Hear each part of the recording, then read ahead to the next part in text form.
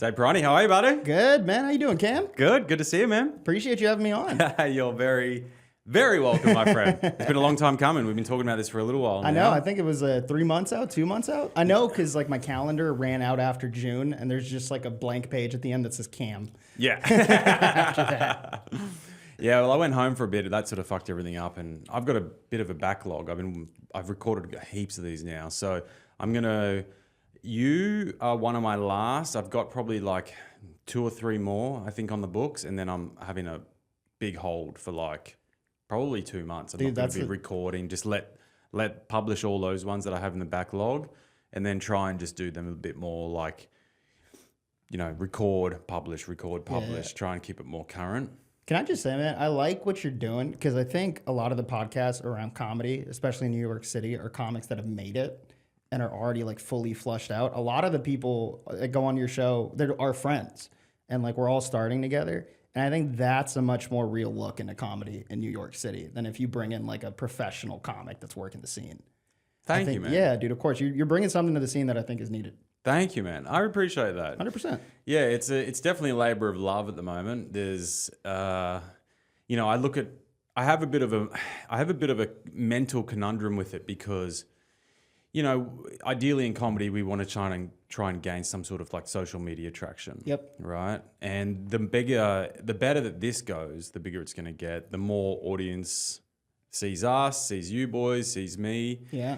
But I spend a lot more money doing this than someone like my friend Noah, for example, who has like quadrupled, like 10x'd his Instagram and TikTok following in 4 months. So what's his like target audience?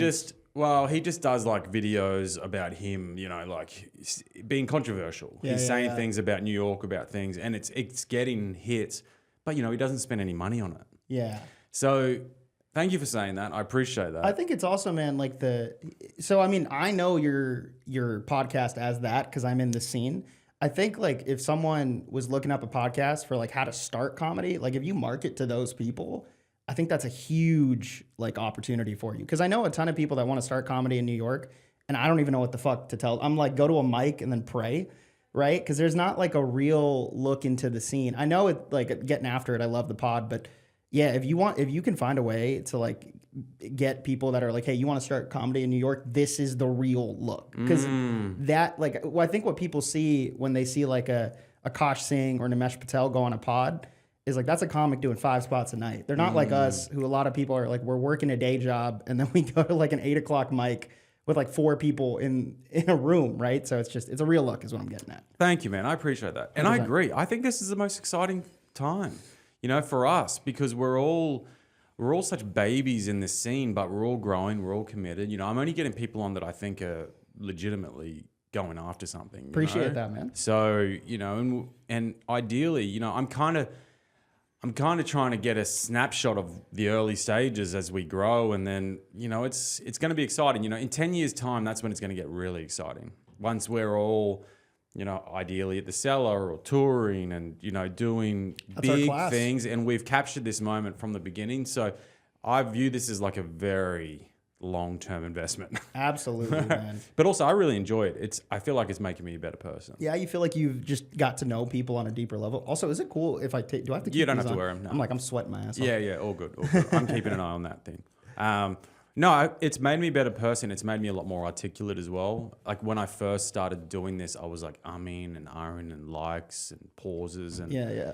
I've recognized that I need to be more articulate and like slow down a bit in how I talk and express myself. You talking about the pod or just the way I talk? Just a simple thing is like the words that come out of my mouth and the way that they come out. Yeah. Because you want to do justice to what you're thinking and what you're saying and what 100%. You're trying to communicate. And I realized I wasn't a very good communicator. Like I can talk, no problem. I don't have any issues in a social situation, but the way that I express what I'm trying to convey would come out mumbled, and I would just... That's weird to me because I don't know you as that person. because I met you early on in the mic scene, but then like I've seen you grow, and I can't even imagine you stumbling on your words, dude. All the That's time, wild. bro. I'm clumsy, dude. Those make the best comics, dude. Naturally funny. That's fucking hilarious. So, how long you been in New York for? Let's see, man. That's a good question. 3.5 months. Yeah, not 3.5 months. What the fuck? 3.5 years. Nice. Yeah. So I moved here. I was in Dallas. Quick life story. I was born in Queens, New York, actually. Oh. Yeah, it was weird. And then when I was 6 months old, around that time, we moved to India. We were in India for like 8 months, and then we moved to Toronto, Ontario. And then we were in Toronto for like 2 years, and we moved to London, Ontario. We were there for like 3 years. Then we moved to Houston, grew up there, went to college in Austin, moved back to Houston during COVID, worked in Dallas, and then moved to New York. Wow. Okay. Cool. So let's backpedal a little bit because that's so interesting. Okay, so you're born in Queens. Queens, yep, Jackson Heights. Then what was the reason for moving to India? So it was a mixture of things. It was visa reasons. Like my parents had to go back. It was family reasons. There was some stuff going on. Are your parents from? My parents are from India. They're from They were Gujarat. born there? Yep. Yeah, okay. Born in Gujarat. Is that the north or south? It's the like west. It's like south, but it's like west. It's not. If anyone heard me say that, I'm not saying Gujarat is South India at all. Okay. But like geographically, if you're looking at a map, it's like southernish to the west. Okay. Yeah, but South Indian that's like the Tamil Telugu people, and they're very proud to be South Indian. So I don't want to steal that name at all. We went back to India, there for a little bit, and then my parents. The main thing was they didn't want us to go to college, or sorry, they didn't want us to go to school in India. So what happened was they moved us to Canada because the plan was let's get citizenship in Canada, and then we'll move to America, and then if we get deported, we don't have to raise you in India. We can raise you in Canada. Does that make sense? So it's like Canada was a pit stop almost for us. Okay. Yeah. Interesting. And so, what did you have any like specific? You wouldn't even remember being in Not India. India, no, but Canada for sure, man. Yeah. London, Ontario specifically. Oh my God, that was like it's almost like a Hallmark movie town, dude. It was one of my favorite places I've ever lived. Just beautiful. It's beautiful. It's like a small town. London, Ontario is the University of Western Ontario is there, but it is a small town vibe, especially when I was growing up there in the 90s. Which is a weird statement to say. Mm-hmm. But yeah, dude, it's like whenever the snow would come, it would like, their local hill in town would get full. We'd all take our sleds up there. We'd go down. It was just fun. It was like a movie, man. I loved it. Mate, when it was snowing at Christmas time this year, we had a snowball fight outside one of the pubs, and it was my first ever snowball fight. And it got extreme. Like, dude, we were like... It went inside the pub, dude. Like we were just going crazy. The people in the pub were coming out, like the workers, and they were getting into it. This is in New York? This is in New York, Midtown, the Grizzly Pear. Shout out to those guys. Yeah. It was awesome, dude. There were people walking down the street, and it was just a war, man. Dude, and I was so like, funny. I felt like a kid, dude. Like just it's. How cool is that you get to experience that? Dude, it's amazing. And also, like, I was saying this to somebody yesterday. I feel like New York is a city filled with people with ADHD. Because, like, this is the only city where you could just get into a snowball fight in the middle of downtown. Yeah. Everyone's like, that's fine. Yeah, no one... Yeah, this place is remarkable, really, isn't it? I love it, man. Yeah, me too. So you moved to Texas. Moved to Texas, yeah. Okay, so you did all your schooling... primarily in Houston. Okay, and what's Houston like? I'm not a fan, but a lot of Why? people are. I think a lot of people just aren't a fan of the town they grew up in. Also, I grew up, I'm going to call it a cult, but if anyone sees me say that, it's going to sound really bad. I grew up in this religious sect of Islam. Are you familiar with the Shia-Sunni split? I know a little bit. Okay, so Islam is split up into Sunni and Shia. So about 90% of Muslims are Sunni and about 10% are Shia. I'm part of the 10% that is Shia. Shout out, so is Zoran. Is he? He is. Shout out Zoran. Shout out Zoran. He's a 12er. The 12ers, this is a tangent, but the 12ers basically believe the 12th Imam is still in hiding, I think. Zoran, I'm sorry if that's wrong. But that's like his religious faith. We believe in a living descendant of the Prophet. We're the only sect of Islam that still believes in a living descendant of the Prophet. So does that, can you clarify that? Do you mean that someone is going to be like, hey, I'm the Prophet? Yep. Still, but he's he's not there I yet. should clarify. He's not saying he's the Prophet. He's saying he's the Imam. So not to get too specific, I love history. No, I want to hear it. Yeah, I want to learn. So with the way the Sunni and Shia split works, this is actually a really cool story. Basically, I think it was about 2 years before Prophet Muhammad passed away. There was this event called Ghadir Qum, Ghadir Qum essentially was, Prophet Muhammad was on a trip. I think it was from Mecca to Medina, whatever it was. He stops at Ghadir Qum and he gets up and he gives a speech. And he says this exact, obviously in Arabic, but it says, whoever mullah I am, Ali is his mullah. Ali is Hazrat Ali, who is his son-in-law, right? So that sentence is key. It's whoever mullah I am, Ali is his mullah. The word mullah has two meanings. It means leader and it means friend. So the Shias hear that sentence and they were like, okay, that means Ali is the successor. Sunnis hear that sentence and that's like, he was just telling us he's his friend, right? So that one word led to the schism that is Sunni Shia, that entirety of it.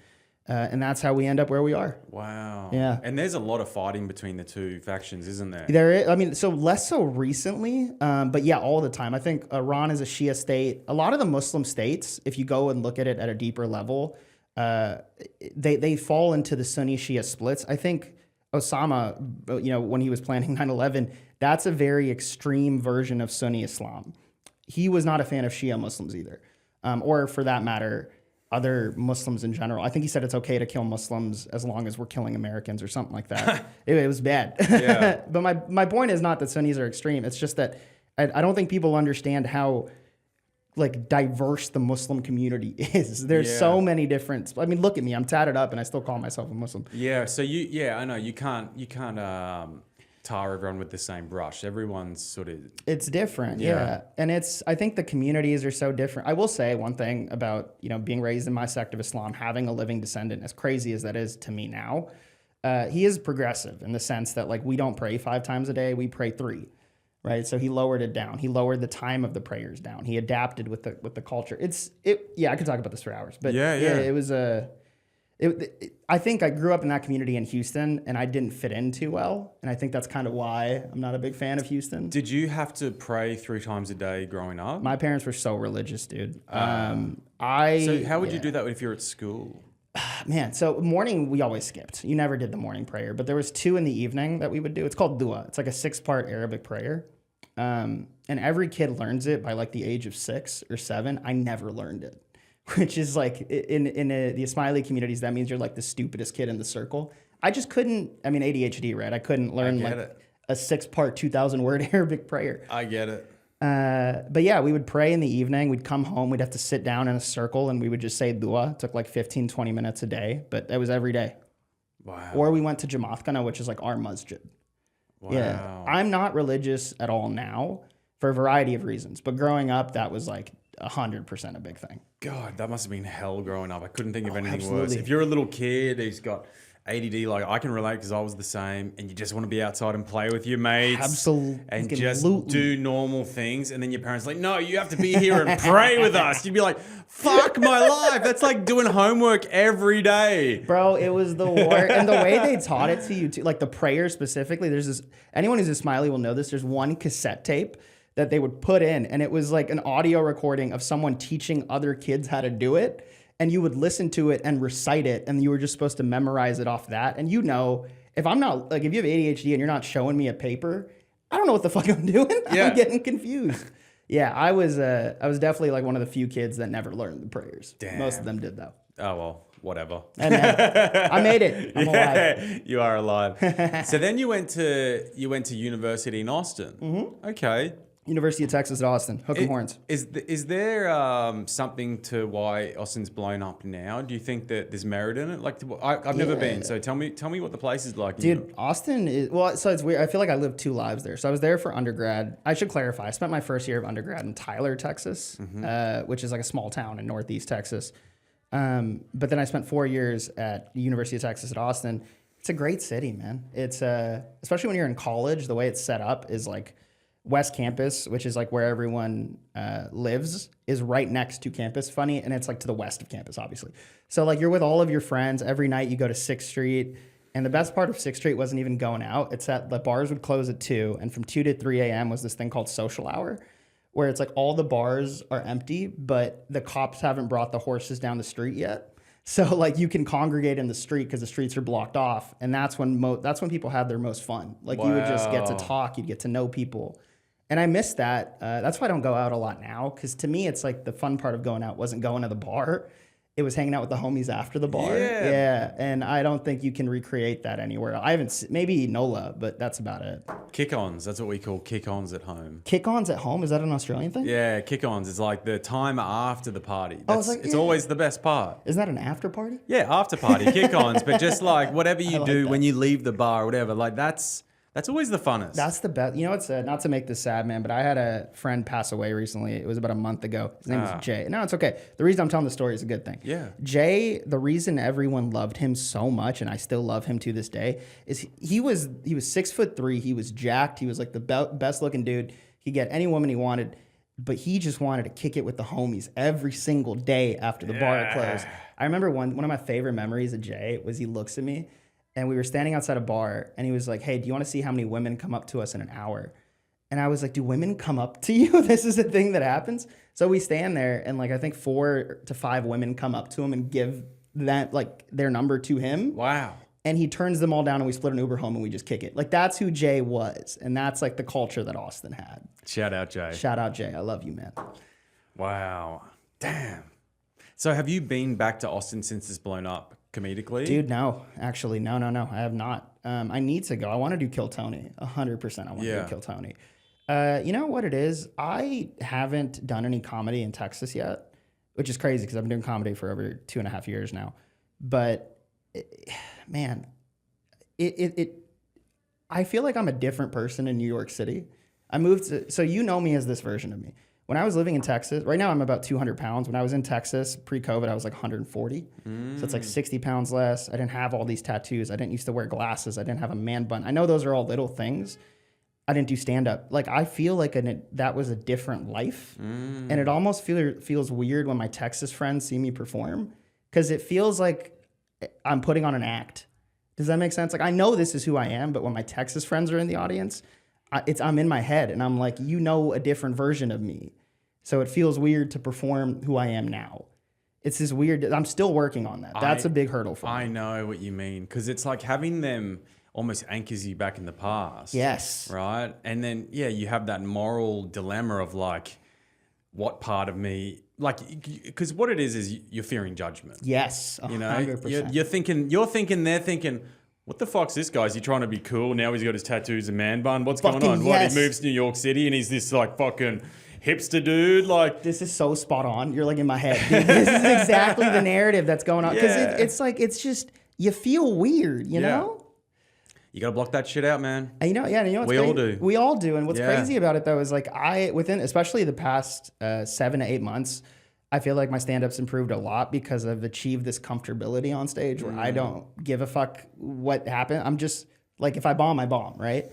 That all goes out the window when there's like 5 or 6 Texas people in the audience. I can't even look them in the eye. Yeah. Which is crazy to me because, I mean, you've seen my stand-up. I feel like I'm fairly comfortable on stage. But the second they're in there, it's not even like a stage fright thing. It's a social anxiety thing. Yeah. That's what I try to explain to people. Just because you do stand-up and you can speak publicly and you're fine with it does not mean you don't have social anxiety. Yeah. You still very much have that. Totally. Yeah. You know, the best thing the best thing to do might be just to go down there and just perform in front of them more often. Just face your fear. It's funny you say that. Shout out. I'm debuting. I'm mentioning this now. I'm looking to do a December show, hopefully in Texas this year. Want to bring some of my comedy friends down. This is so preliminary, but to what you just said, that's kind of what I'm realizing. Yep. I can't just wait until... Just face it. Yeah, you just got to do it. I did a show back in Australia when I was home a few months ago. Also, when did you start stand-up? Like officially a bit over a year ago. So when you were in New York? Yeah, but I did it. I did like 15 open mics back in Australia, like 5 years ago. I don't count that because I did like 15 open mics over like 18 months. Got it. So yeah, I started like going proper hard with stand-up like last June. That's okay. And I'll let you get to the Australia, but like how did that 15 mics go for you? I know it was like over bombed my dick off, dude. That's the way it should be. Bombed my dick off because I was doing one mic like every like 5 weeks and I didn't realize that you had to use the same material every time. Oh, you were writing new stuff? I was writing new stuff for every single time. That's kind of impressive though. Bombed my dick off, dude. One time in particular, I brought a whole heap of friends from work. I was like, guys, come and watch me do stand-up. Dude, not one single laugh in 5 minutes. Not even a not even a just silence. I'm laughing because I know the pain, dude. I think any comic knows that pain. I don't think I got up that was probably one of the last times I got up. You want to hear a crazy story? Yeah, go for it. Second open mic I ever did went so bad, I quit comedy for like 7 months, and I wasn't going to go back into it, but I read a book, and I don't read a lot of books, but it was called The Tao of Comedy, Tao, by Bobby Oliver. She owns a club, Tao Comedy Studio in LA. She's phenomenal. I read that book, and it just changed the game for me. Like, it explained stand-up to me in a way that I could officially, like, understand. Bobby's whole approach to stand-up is, like, slow the fuck down and breathe on stage. Like, she even has, like, I have the word pause tattooed on me because of that book. Yeah. And it, like, teaches you to pause on stage, to breathe. And when I read that book, I realized, like, oh, I can do this. But if I didn't have that book, I don't think I'd be doing stand-up right now, dude. Because that second mic was that, like, literally, like you just went, no laughs, no chuckles. Yeah. You're like, what the fuck am I doing?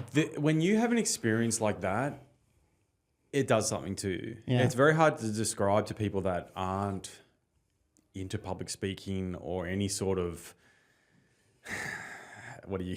something that can evoke that much fear. Yeah. But it cuts you deeply. Yeah. Like, especially at the start. Yeah. Deeply, deeply, deeply. And when you have people in the audience that you know, it's a different kind of cut. Like, it is a deep wound. Yeah, because it's like, these are people whose opinion you care about. Yeah. And now you've got the judgment of yourself and you're worrying about the judgment of others. So you've just amplified that. It's the worst. Dude, my biggest bomb of last year, I did a charity show for Gaza. And I don't even know if my friends know this was my biggest bomb, but like the show sold out. We had Usama on it. Usama crushed. Usama Siddiqui? Usama Siddiqui was on it. I fucking love that guy. Yeah, dude. Shout out to Usama. He's my favorite comic in New York at the moment. Dude, me too. You know what's crazy is we're both from Texas. And I wouldn't say we run in like very similar circles, but like we run in relatively to the point to where we have mutual friends. Yeah. And they remember him coming out here and his start and like, Jesus, shout out him, man. Like the stories I've heard about him sleeping on couches, grinding it out, and becoming the stand-up comedian that he is, man, that's inspirational. Yeah, dude. Good on him. Yeah, sorry, I forgot what ADHD. What the fuck were we talking about? Your worst bomb. Worst bomb? Well, yeah. So that was it. Do you want to guess the club it was at? You would know it. It was Eastville. It was no shit. Of a bomb. How bad was it? It was. Shout out Eastville. It had nothing to do with them, but it was it was an open mic. It was so bad to the point to where I got off, and then the next comic gets up stage, and there was like a little kid in the audience, and he was like, "Hey, don't let that set deter you. You can still be a comedian." That's how bad it was. Somebody airdropped me a photo during the set to heckle me. Yeah, because it was going that poorly. What about the charity mic? The charity show? Sorry, the Gaza one. Gaza. My bad. Yeah. So they all came, and I thought I was gonna cry because I had been I was on a roll that month. And that was the first time I've had that many of my friends in an audience. Yeah. It just, I can't tell you what happened, to be honest. It's just, I bombed so hard. And I remember getting off stage and it was exactly what you just said, because those are your friends. You care about their opinions. And I didn't do stand-up again almost for a month after that show because it makes you question yourself. Yeah. Right? And now I feel like I have the foundation to where if it's a bomb, I'm like, it's a Tuesday. That shit happens.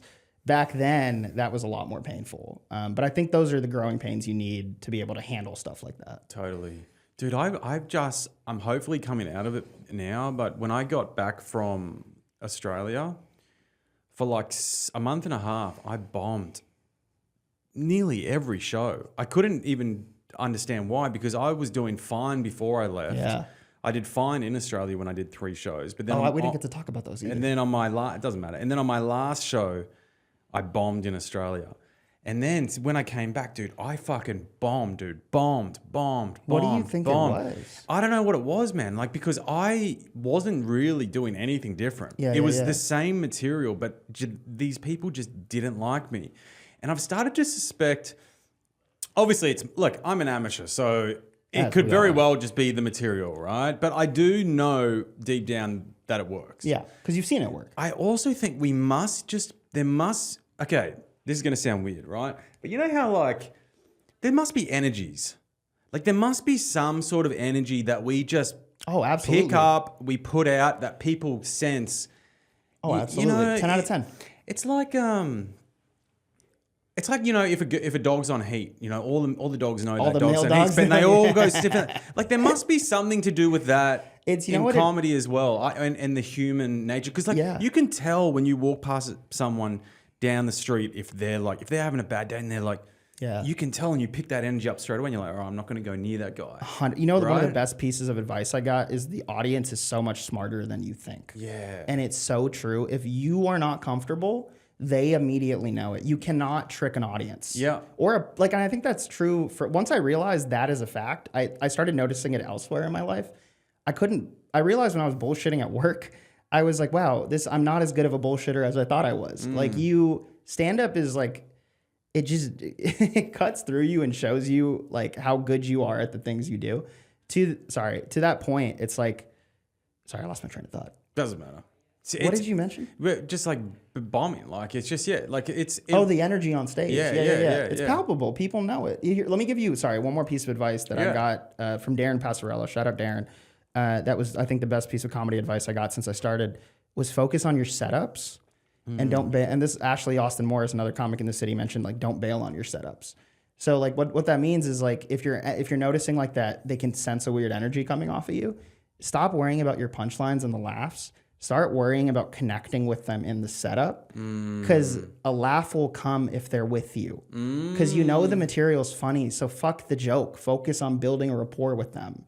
And if they know that like you're with them in the room, when you get to the punchline, they'll laugh. If all you're thinking about is this is my laugh line, I need to get here so they can laugh, you're skipping all the other work. And I think for me, that's when they notice I'm uncomfortable. I'm going on a tangent. No, I love it, dude. That's what this is about. We're just talking shit. Yeah, I'm with you, dude. I'm with you. Sometimes there isn't rhyme and reason, but you know what? In that time, I was going through a very, very tough time mentally because I had an incredible time back in Australia, and it took me probably the same time I was bombing, 6 weeks, to finally get my head back in the game and go, all right, this is where I belong. This is why I'm here. This is what I'm doing. Like focus. What do you think shifted? Because I had such a good time at home and I was like, oh my God, I just want to be back at home. Yeah. I just miss home. I miss my friends. I miss my family. I miss my lifestyle at home, going surfing. And what made you make this jump, man? My girl. My girl. And I had comedy on the back of my mind since I tried it back in Australia. Yeah. So I tried it and I did those like 15 open mics, whatever. And then I didn't do it for like 3 years. Yeah. And it was always that seed that got sown in me. Like, all right, I liked it. Yeah. I knew that in some sense I had a sense that I was born to do something like this. Yeah. I know exactly what you mean. Right? Like I knew it. From the very first time I did it, I was like, well, this is what I'm meant to be doing. I knew it. I had a very clear signal within myself. But so I had met my now wife, and I had that in the back of my mind, and she was here, and I'd talk to her about all this sort of stuff, and it was just like, all right, well, if I don't do it now, then I'm never going to do it. So it was kind of like a marriage of two things inside of me. So do you know what you want to do with stand-up? Is it you want to pivot to writing for shows or anything? No, never. So you like the stand-up part of it? Stand-up. It's weird because I feel like stand-up. Everyone's always wanted the two. No, stand-up. I just like stand-up, but I also like writing. But if I write, it's not going to be for shows. I'll write books. I'll write screenplays for movies. Yeah. And probably screenplays based on stuff that I've done in my life. Because I've had a lot of interesting experiences. Yeah, you wrote I've the book. traveled a lot, traveled heaps, man. I've been so lucky. Is it pleasure or like lifestyle, family? Pleasure. Nice. Just lifestyle, like surfing and so yeah. I would also like to probably one day own a club. Dude, I'd love to own a club one day. I love that. Love to own a club so I can give people spots, have a recording studio in the club. Do the podcast in there. You seem like you'd be a great club owner. Thank you, man. 100%. I mean that genuinely too, because it's like you have the energy about you, and also it seems like you care about the comics that you talk to. Yeah. So that's future, but it's somewhat suicidal in your comedy career to own a comedy club. Yeah. Not in the sense of like you wouldn't become a worse comedian. If anything, you become better because you're getting a lot of stage time. But what I've noticed with club owners is they tend to not get booked so much in other places because you're the competition. Yeah. So we'll see what the future holds. The plan right now is just to keep going with You comedy. know I'm not going to name any names, but there's a club owner in the city, and I found their tape. I'm using gender neutral pronouns for a reason, but I found their tape, and it was from 14 years ago, and I still see their sets today because I'll go to those clubs. It's such a better comic 14 years ago. Wow. I know that sounds insane, but I think what it was like when you own a club, you get complacent a little bit in the sense that like think about everyone in the room, like you're gonna want to laugh at the club owner's set, right? So I think he just like stopped getting a good barometer on what's funny. Of course. And yeah, If I owned a club, I think I would be more of a silent investor. Like it would be mine. I would have the studio there. But I wouldn't be doing any of the day to day. I would have someone there doing that. Same. I'd probably have. I've often thought why something that would be cool would be like get a group of comics together, like 10 guys, and we all go in. yeah, dude. I think that would be. And, like put money into a trust, get the thing set up, and then we're all part owners. We have a manager there, but then we give ourselves stage time every It's kind of week. like Bushwick Comedy Club's only 3 people, but it's kind of like that model. And I really like the Bushwick model. Yeah. I think, shout out what they're doing over there. I haven't been there yet. Dude, you need to go. Did you see their New York Times article? No. So the New York Times did an article on Bushwick Comedy Club when it launched. And essentially it's the first, I don't know if, I don't want to say first, I think Sesh Comedy is also comedian owned, but it's fully comedian owned. It's, I think it's Jade, Kyle, and Brooks. And they changed the model completely. And what they do is like, so if you want, Bushwick Comedy Club is the only club in the city that accepts submission tapes. Wow. So, okay. but they have like a 4 or 5% acceptance rate because they book off tape alone. Every other club in the city is referral based. Cellar, everyone knows it's 2, and then SD has to like you. New York Comedy Club, you need 2. The wait list is like 2 years.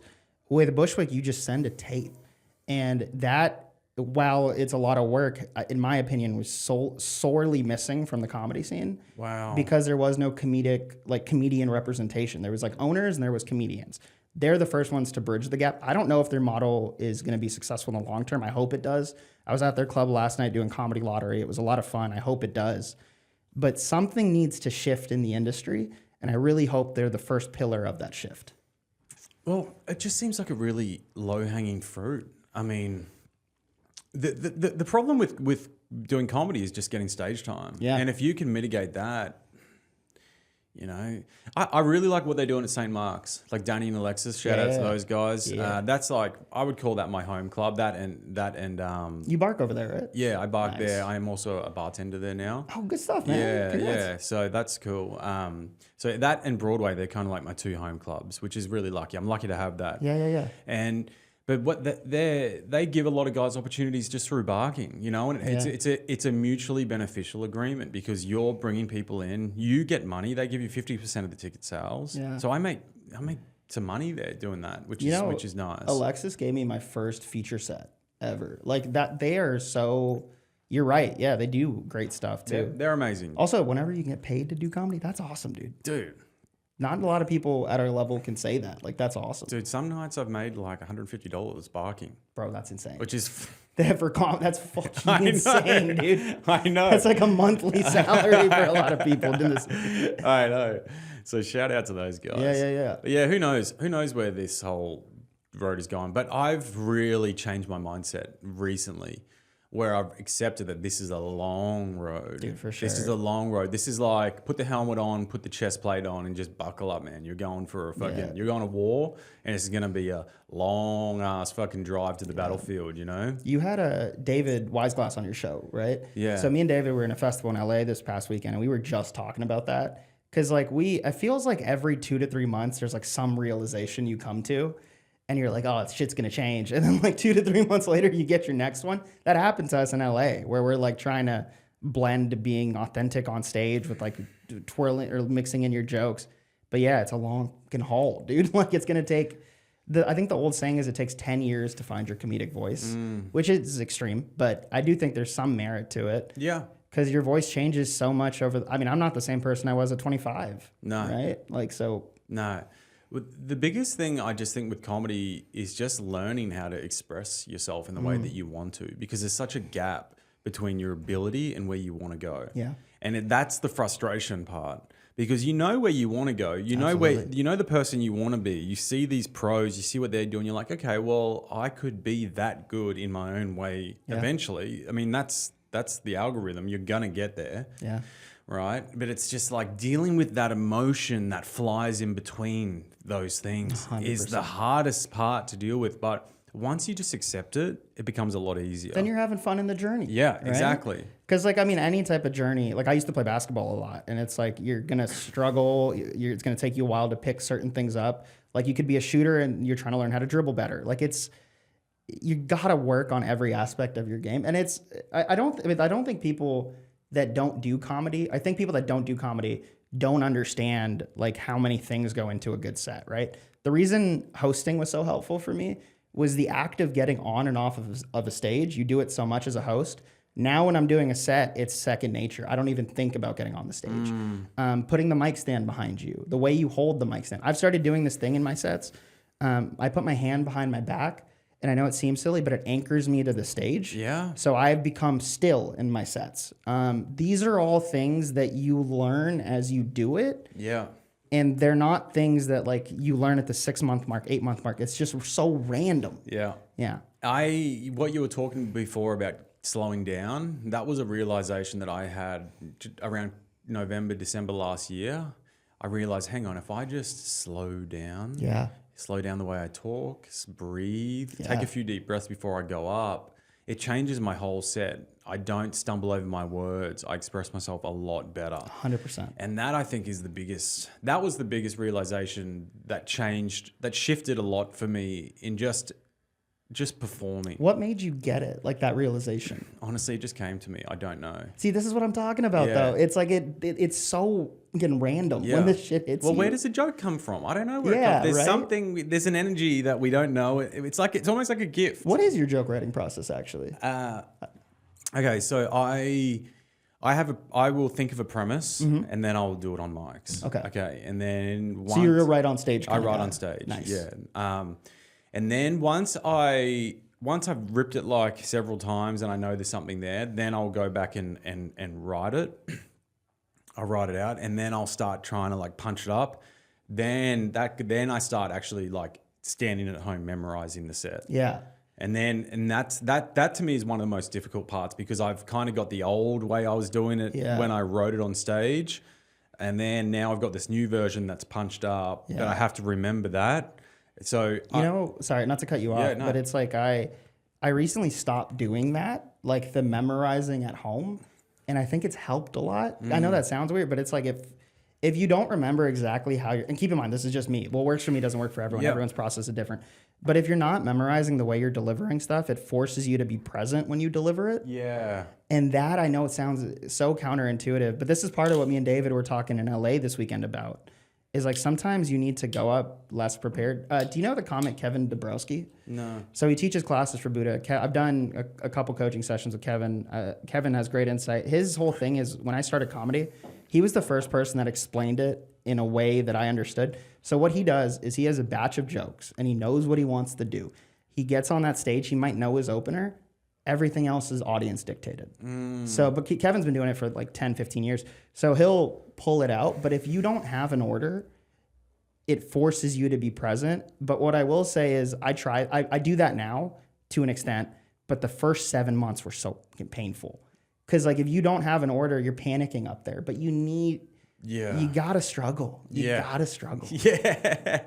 So what is your process now then? Dude, so I try to optimize my ADHD to my advantage. My old apartment, when I had roommates, I had like 3 whiteboards in my room that would be filled with different type of jokes and it would be organized. Now in my apartment, I live alone now in Brooklyn, and I have I have like sticky notes, and the way it is like I have groups, right? So like right now, a lot of my jokes are about my family, religion, anything related to that gets its own section. And then as I think of jokes as I walk around the house, I have sticky notes everywhere. I'll write it out, I'll put it up there, and then whenever I leave the house, I'll take all these stickies down, put them in my journal, and then I'll go to a coffee shop, and then I just write for a little bit. And then I'm a write on stage kind of guy too, but I like to have at least 1 or 2 tags ready. Yeah. And then I take that to a mic. Yeah. Yeah. Perfect. Yeah, there's no rhyme or reason. Everyone's process is different. Everyone's is different. I just honestly, the reason why I write on stage is because I'm lazy. Dude. And it's just more fun. I think it's just more fun. It's more fun to just fucking go out and do it. I don't know. Like, do you realize how much that is putting you ahead of the game, though? Like, not a lot of people can write on stage. That's a crazy thing for a lot of people. I hope so. I know you're framing it as lazy, but I'm trying to get, like, I need you to understand, even if you do it, because I know it sounds weird. Even if you do it because you're lazy, you're still fucking doing it. Like, it's not an easy thing to do. It'll be cool. It's going to be cool once we can get so much stage time that you can actually do, like, write on shows. Absolutely. Yeah. I was talking to a cellar comic the other day, Jamie. I don't know his last name. It sounds familiar, though. He's like the tall guy with blonde hair. Yeah. And me and a few boys were talking to him because he still does open mics. He's at the comedy shop all the time. I love when, like, cellar comics do mics. It's good. And I asked him, I said, what's your process for, like, when do you do, like, why are you doing open mics? He's like, oh, well, I can't take, like, you know, if I'm at the cellar, I have to, like, it's very polished. It's 15 minutes. It's polished. It's like, A material. It's A material. You don't change that set list for a year. Yep. And you're doing that twice a night. But he goes, then once you're in, then you can start writing on stage a lot more. But so what he'll do is he'll drop a premise on stage in between his, like, tried and true. It's like a sandwich. Just sandwich it, and it's not the whole bit, but he'll just spitball a premise for a little while. Yep. And then he'll leave it and then go back. And then so if he realizes the premise works and it's getting a laugh or there's something about it, you know, then he'll then take that to a mic and then rip it through a mic. Yeah, and that seems like the way we should do it. Yeah. Like, we don't get enough stage time, right? Yeah. But that sounds like the dream. That's where you the can, dream. like, plan it out and do stuff like that. Yeah. I love hearing those stories, though, because it shows, like, even when you're past the cellar, you still got to work, dude. You still got to go to mics. You still got to put in the, like, it doesn't stop when you hit a certain thing. You got to, the reason stand-up is so hard and so many people quit, I think, is because you have to love the grind. Mm-hmm.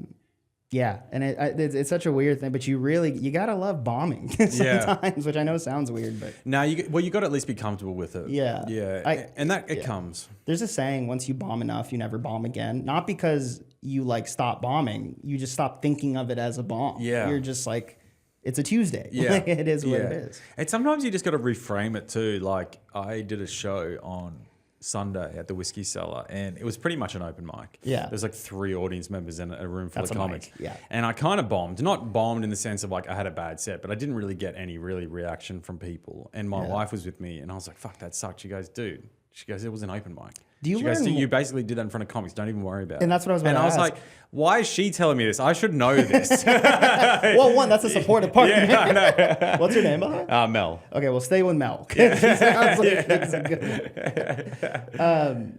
Do you feel like you learn more in the bombs or the crushes? I don't know. It's kind of like, just at this stage, it's everything. Yeah, it's kind of everything. I'm not too sure. The bombs are helping.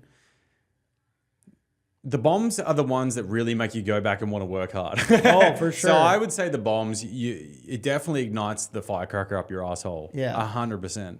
Because when you're doing well, you can kind of get a bit complacent, like, this is working. I don't need to write tonight or whatever. Yeah. Like, but when I bomb, I'm like, all right, I got to go to work. That's why recently I've been like, I feel like the complacency thing is really resonating with me, because I've been trying to hop clubs recently. So right now I'm spending time trying to spend more time at Bushwick. Sometimes I'll spend time at Flophouse, because the level of comics in each club is different. And if you go, New York City is such a big scene, where I did a mic that's like 5 minutes from my house, and I'd never seen any of the comics at the mic, and they were all so fucking funny.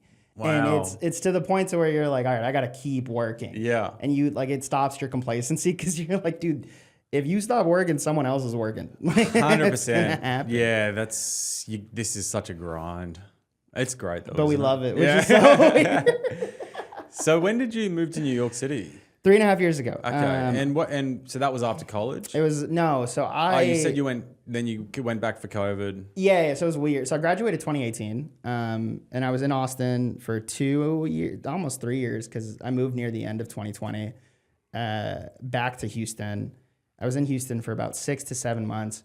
So a little bit of context, I had applied to a job, and I was in the final round of interviews for a job in Chicago the day before COVID hit in America. So the day COVID hit, the job offer was off the table. and I couldn't leave. So I was at my old firm, and then I was in Texas, and then I had kind of just accepted that I was never going to be able to move to New York City in 2021. Or 2020, like late 2020, early 2021. So I moved to Dallas. I got a better job in Dallas. I got a dog in Dallas. I was like, I'm going to be in Dallas forever. Then that same company that stopped my interview process reached back out a year and a half later. And they were like, hey, do you want to pick it back up? Yeah. And I was like, I don't want to be in Chicago. I want to be in New York. And they were like, that's fine. Point B. And Wow. they brought me out here. And that's, yeah, I mean, the rest is history. I wouldn't have started stand-up if this didn't happen. Yeah, man. Are you still with them now? I'm on sabbatical right now, actually. Okay. Yeah. So I'm taking a little bit of a sabbatical because I wanted to just do stand up for a little bit. So yeah, but I will be back with them in November. Nice. Yeah. Hell yeah, man. What is it that you do for a day job? Consultant. So, which is the most vague answer, but it's it's management consulting. I used to my entire life. I wanted to work in politics. I wanted to be a politician. Zoran before Zoran. It's kind of cool though, because like both Z names end in A and I last name. I'm like, it feels like we're kind of both the mayor. But I wanted to be a politician my entire life. It's not too late. Yeah, Still a young man. It's really not. But I think I worked in the Texas state capitol. I know you're not too familiar with like the level Texas state politics, but when I was in college, there was a bill that passed that allowed you to bring guns on campus.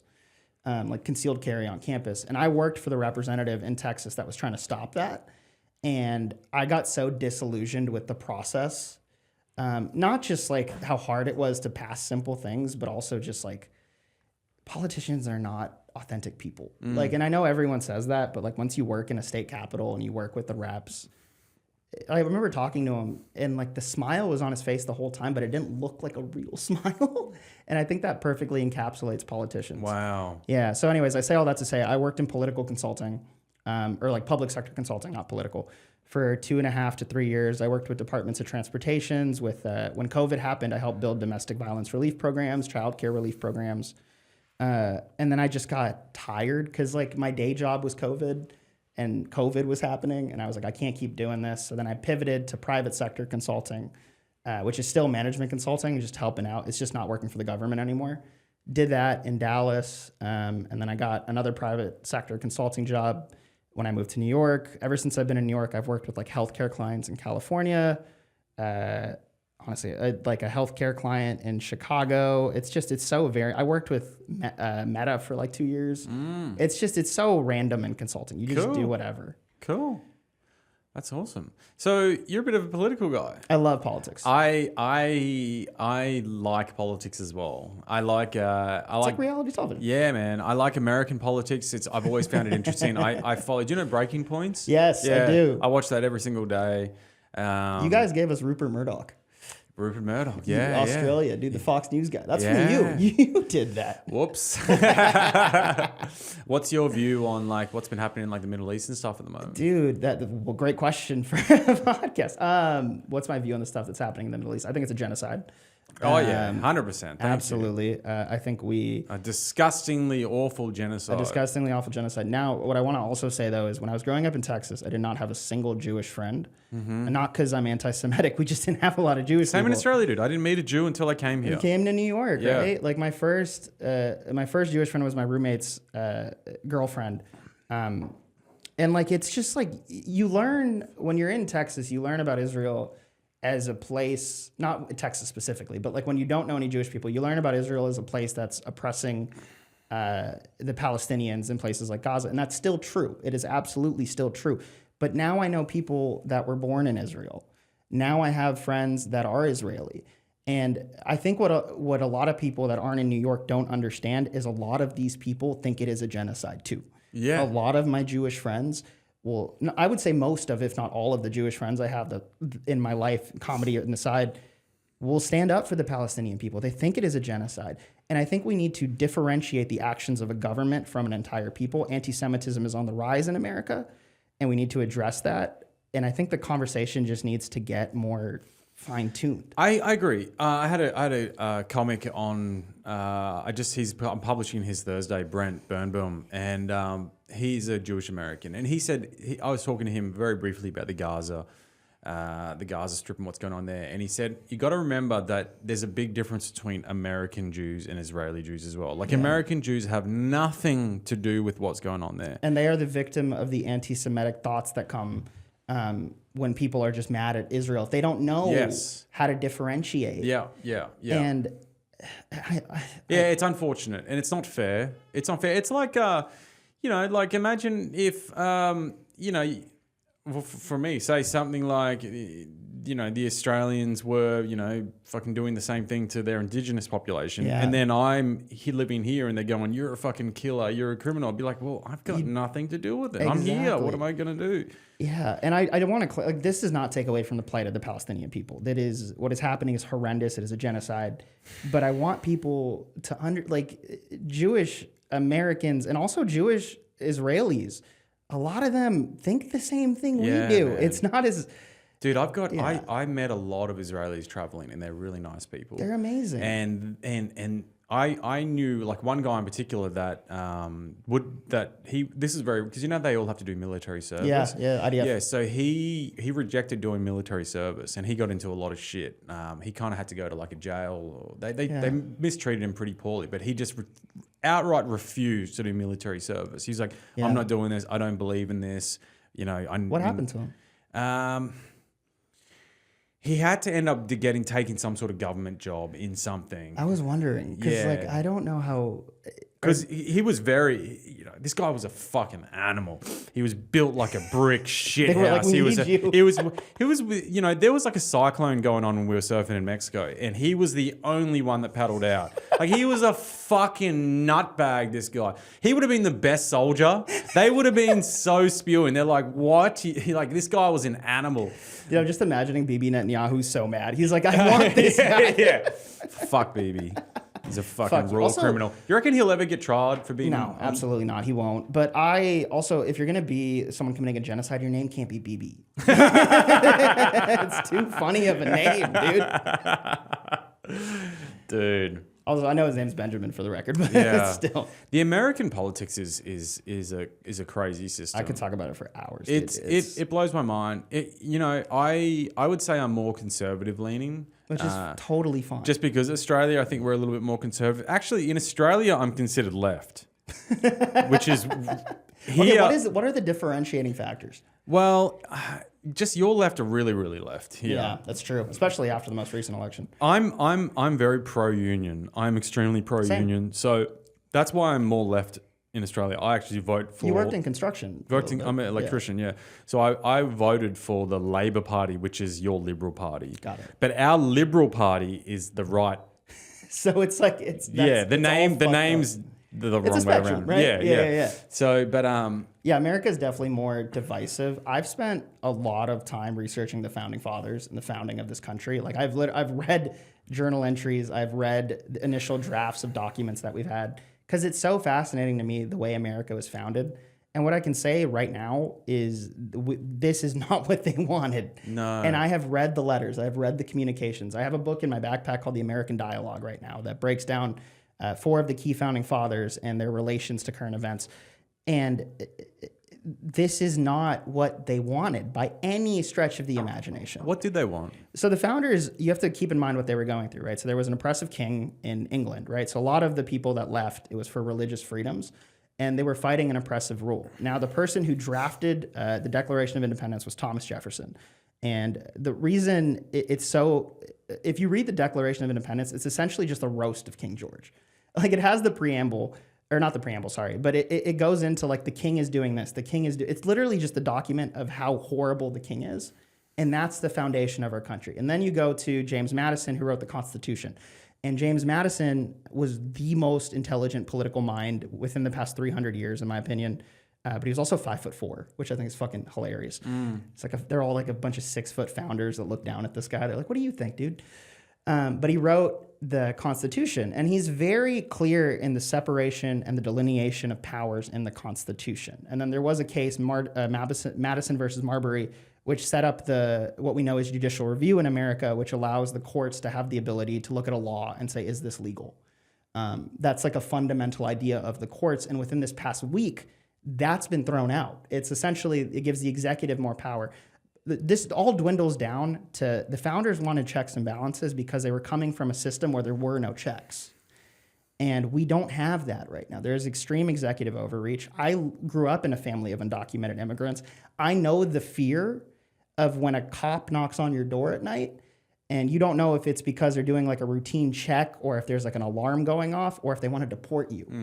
And it is a scary thing. I understand a lot of people hear me say this and they're like, just come here legally. You motherfucker, you can't, dude. It's so hard. Sorry, I'm going on a tangent. No, I love it. Yeah.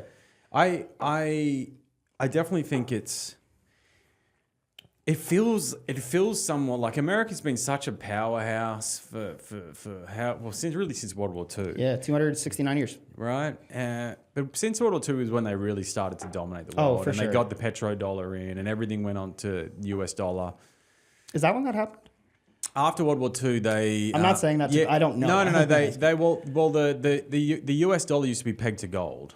Right. Oh, that's and right. And then I can't remember which president was, but he then unpegged it to gold and repegged it to oil. Yeah. Right. And that meant that anyone around the world who bought and traded oil had to buy it in US dollars. And that's what really made America so rich.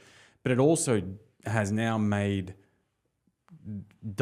this money that we value is not really fucking worth it's what just we paper. think it's just nothing, Yeah, man. I know. It's such a con. Isn't it weird when you think about, because I have a degree in finance and I think about this shit and I'm like, I don't understand any of this. It doesn't make sense. When you really think about it, it doesn't make sense. No.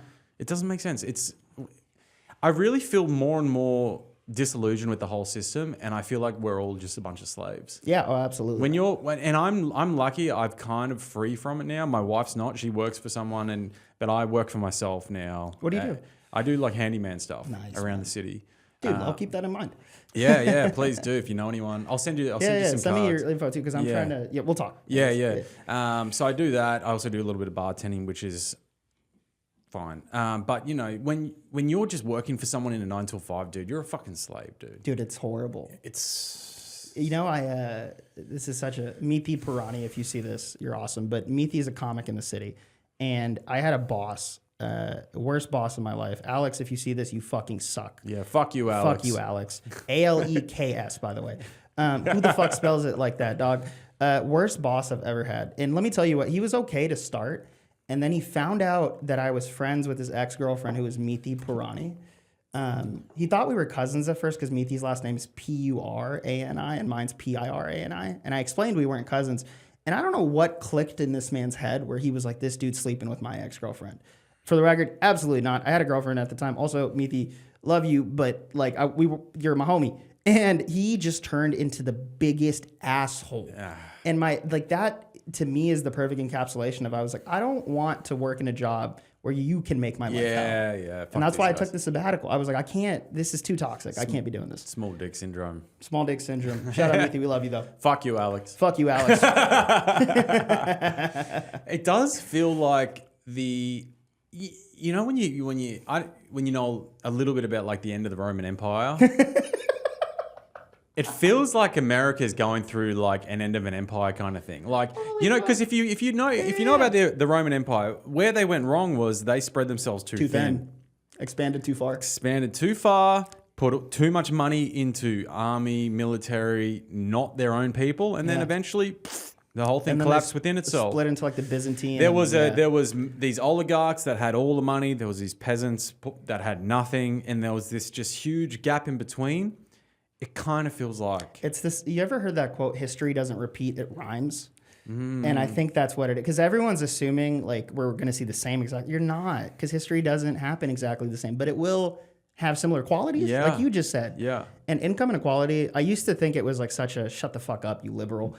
But it's so large and it's absurd, dude. Dude, you know you know how like back in the 60s, 70s, and 80s, you used to be able to support a family off one wage, which is a crazy thing to think about. Right. And if you do any research from the times back then, 80 to 90% of the workforce was unionized. Yeah. Right. And then there has been over the last 3 decades a huge deliberate ploy in diminishing unions. Absolutely.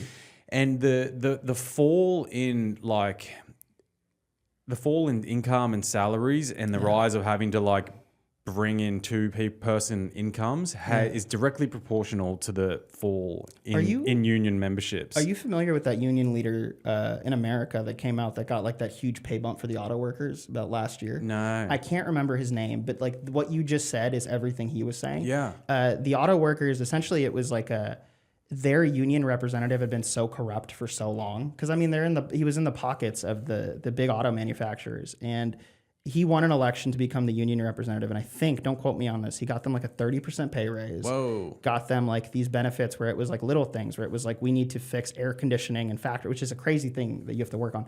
But it was all these little things that he got. And I don't know if you've seen these movements especially in America, unions have been getting dubs for the past at least pre-Trump administration.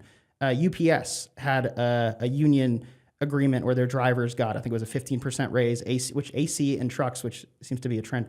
But my point is, there's this shift towards these unions that are working. But if you're a white collar person like me, I was working in consulting. We don't have a union. No. Right? So like when I moved to New York over 3 years, my salary went up 1%. Yeah.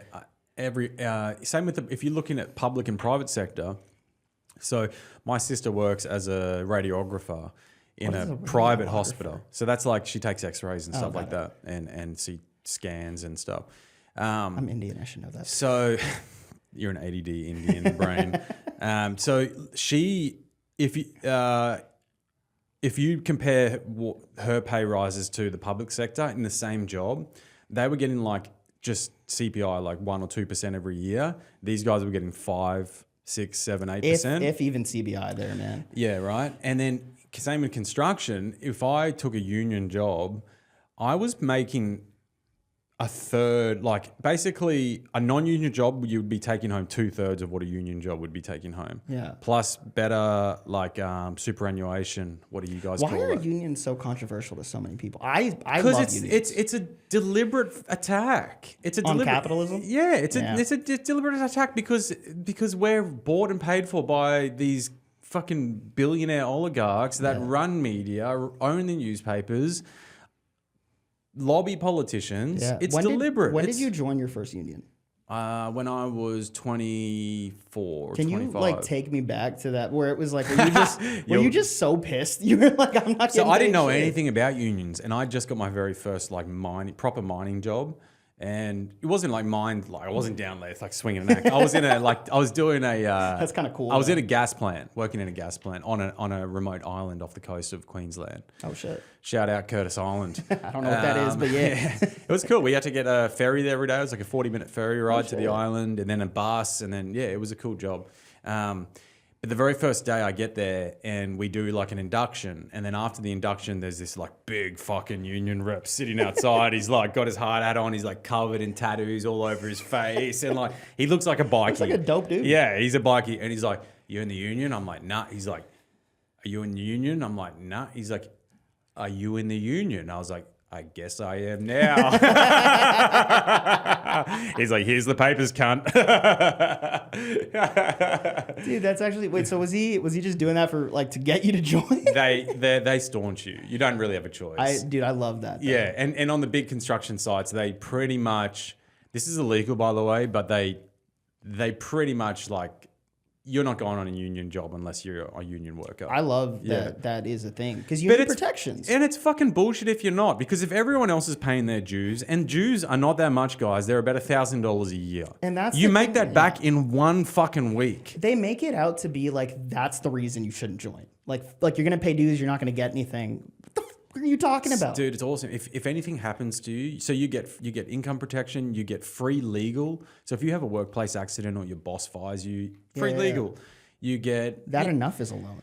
Man, the perks are fucking insane. You're crazy not to join a union. There should be a union for every industry. And Absolutely. that would drive up the middle class astronomically. Yeah. That would drive up wages in which is why we don't have it. Exactly, dude. Yeah. Exactly. You know, I spent a lot of time. So there was a couple big union votes before I moved to New York. It was a couple big Amazon ones. Starbucks prided itself on not having any unions. That's changed. I think there's 3 or 4 now. No, yeah, Starbucks has had quite a big movement lately. Yeah, I think they had larger movement in New York. And the thing, so Starbucks is actually what I want to talk about specifically, because I've listened to their CEO talk about it, and it's almost inferior. Because if I was stupider, I would buy the argument, because the way he frames it is like unions get in the way of us connecting with our employees. Bullshit. I am with you. But imagine you don't know what the fuck a union is, and you're just like, oh, wow, like this thing wants to take my money when I could just work with. It's kind of like you're thinking about like an agent stealing your money. I'm not saying that's what it is, but that's how they frame it. Also, dude, I've seen firsthand. I worked as a foreman for a non-union company for 3 projects. And these are like, so when you're on a construction project at home, you're on a project for over a year. Yeah, all right. yeah. So I did a pretty good tenure with this business. And they made it very known that you're not to join a union.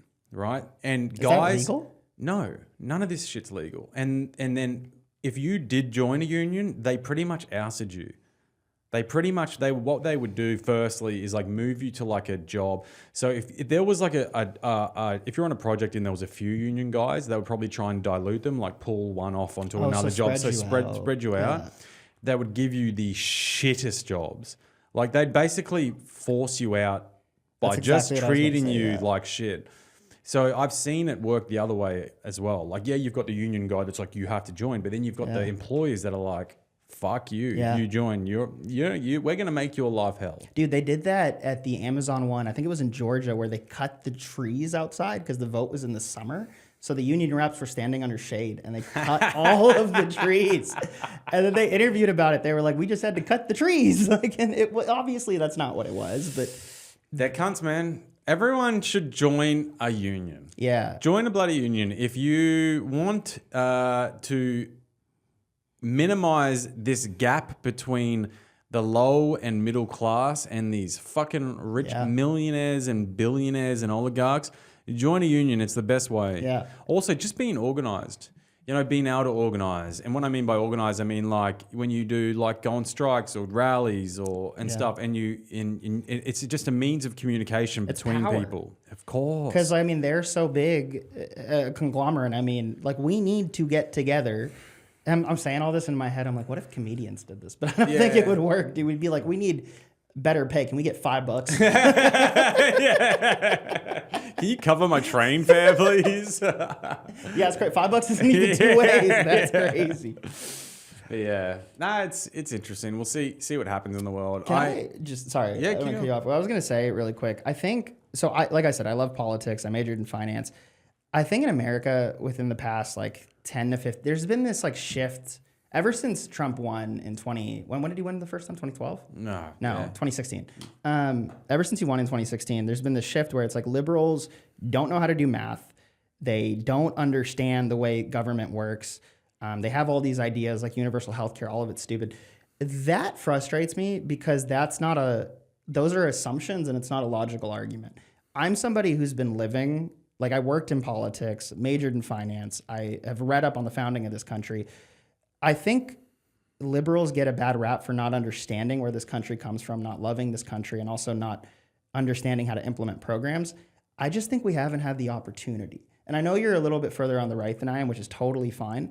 But what I'm getting at is I think it's, when Zoran won, there's a push in the Democratic establishment right now to not back him because they don't think his progressive platform will win universally in the United States of America because of everything I just said.